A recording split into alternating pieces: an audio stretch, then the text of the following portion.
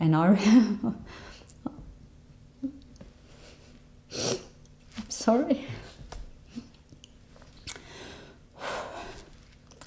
I still remember my Uncle Bruce walking up the driveway and coming in the back door and talking to Auntie Faye in the kitchen.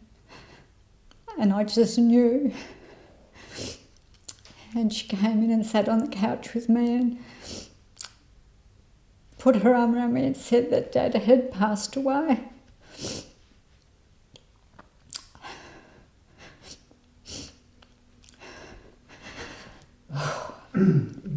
I think that was the worst day of my life. He adored me and I him.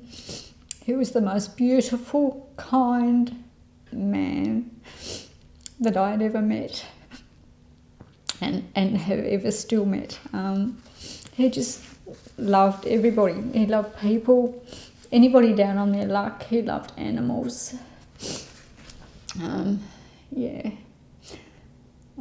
You wouldn't think it would still affect me this much after all these years, but I often used to wonder when I was growing up how different my life would have been, and my mum's life, had he have been in it still. You know, that was like a defining moment in our lives that changed everything. You know, to have to be 11 and then see my mum grief-stricken, like for so many years, and how it affected her. You know, I mean, I was so in love. It's just tragic. And, you know, we all really, we love our animals, and, you know, I mean, as I've said, Dad was such an animal lover. But it was that one thing that changed his life forever. I mean, can't be undone.